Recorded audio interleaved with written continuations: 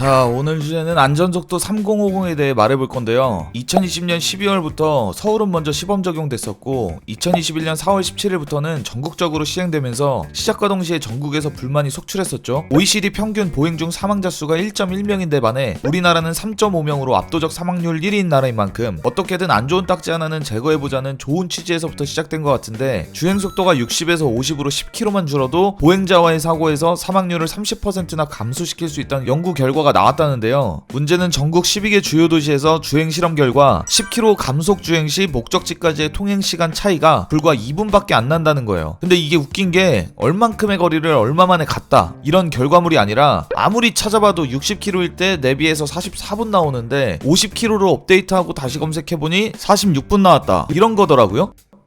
어쩐지 운전을 해보면 저 데이터가 나올 수가 없는 건데 한 번도 운전을 안 해본 사람이 만든 건가? 상식적으로 44분이나 걸릴 거리라면 지방인지 서울인지에 따라도 다르고 시간마다 정체되는 구간도 다르고 신호체계나 방향이나 얼마나 따져야 할 것들이 많은데 정확한 목적지와 거리를 알려줘야지 데이터를 보고 납득을 하든가 말든가 하지, 그렇잖아요. 그래서 내가 계산을 해봤어요. 44분 걸리는 거리를 60km로 주행한다 치면 1분당 1km를 가는 거니까 44km의 거리를 가는 거예요. 그럼 그 44km를 50km로 주행한다고 치면 약 54분이 걸려요. 이렇게만 계산하면 10분 차이가 나죠. 물론 거리에 차이가 있기 때문에 시내 주행과는 좀 차이가 있을 수 있어요. 그래도 아무런 변수 없이 신호도 없고 정체도 없다는 가정하에 같은 속도로만 주행했을 때도 10분 차이가 나는데, 변수가 많은 시내 주행에서는 거리가 멀면 멀수록 그 차이가 더 벌어질 수밖에 없다는 결론이 나오죠. 상식적으로만 따져봐도 운전해보신 분들은 아시겠지만 신호 하나만 내 앞에서 걸려도 교차로에서 2-3분은 그냥 까먹잖아요. 그럼 40분 이상 걸리는 거리를 10km 낮게 주행했을 시에 그 변수는 확률상 더 많아질 수밖에 없겠죠. 근데 난 진짜 과속을 안 해요. 애초에 고속도로에서도 웬만하면 1, 2차선은 피해요. 나는 속도를 잘 안 내니까. 근데도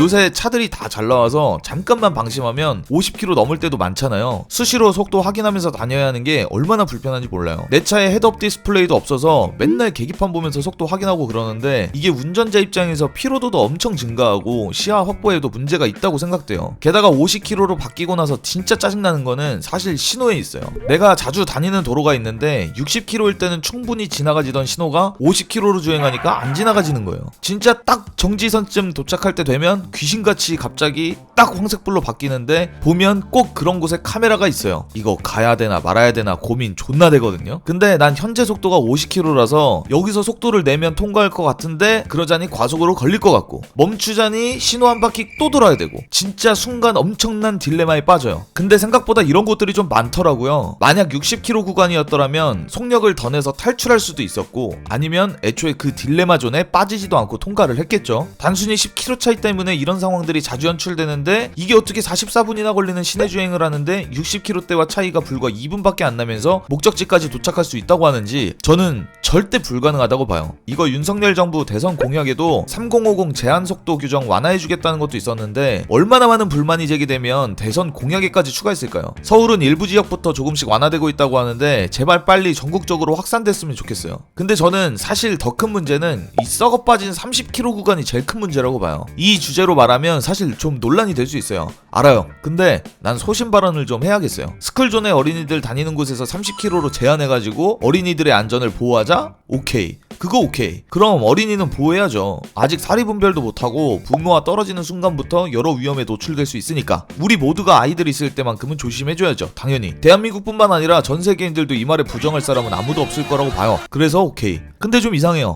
어린이를 보호하자는데 어린이가 하나도 없는데도 24시간 365일 내내 제한속도로 다녀야 해요. 당연히 과속카메라도 24시간 돌아가죠. 재수없게. 전 이거 솔직히 진짜 문제 있다고 봐요. 왜냐면 학교 인접도로만 스쿨존으로 지정되는 게 아니라 학교 출입문 기준으로부터 반경 500m 떨어진 곳까지 스쿨존으로 지정할 수 있다는 거예요. 실제로 이쪽 저쪽 돌아다니다 보면 수백 미터를 스쿨존으로 지정해서 왕복 8차선 도로에서도 30km로 가는 구간들이 도로에 꽤 있어요. 그러다 보니 차량들이 이 구간에서 집결하게 되고 당연히 도로 정체로 이어질 수밖에 없겠죠. 어린이들 안전을 위해 왕복 8차선 도로를 30km로 만든다? 왜요? 그냥 안전하게 줄놈에서 시동도 다 끄고 끌고 가라고 하죠. 그냥 좀 제대로 생각 좀 하고 만들면 안 돼요? 이런 거 만들 때마다 이렇게 병신같이 만들어요. 이건 그냥 아주 어린이들을 보호하자는 그럴듯한 명분을 내세워서 범칙금이나 뜯어먹으려는 좋은 장치 하나 추가한 거라고 봐요. 스쿨존에서 아이들 많이 모이는 시간이 등하교 시간밖에 없잖아요. 최소한 스쿨존 보호는 등하교를 제외하면 최소 10km 정도는 풀어줘야 된다고 봐요. 예전처럼 시간을 정해서 예외 시간을 주잔 말이에요. 새벽 4시에 초등학생이 스쿨존에 나와 있을 리가 없잖아요. 그리고 학교와 인접도로 아니면 최소한 큰 도로들은 스쿨존 지정을 하려면 최소한의 거리만큼만 좀 합시다. 먹자골목 같은 데 가면은 원래 주정차 금지 구역이어도 점심시간에는 예외 적용을 해주듯이 스쿨존에도 일부 시간만 타이트하게 관리하고 나머지는 현실적인 걸 좀 반영해서 적용 좀 해주자고요. 그리고 스쿨존에 있는 방지턱? 이거 진짜 다음 영상에서 다룰 예정이긴 한데 좀 구간 제한 속도에 맞춰서 달리면 무난하게 지나가게 좀 만들어줘요. 무슨 10km로 지나가도 쇼바 다 부셔지게 만들어놔가지고 진짜 다 때려 부시고 싶을 정도로 개빡치니까 어쨌든 저는 진짜 하루빨리 3050 제한 좀 완화됐으면 좋겠어요. 진짜 족같아요.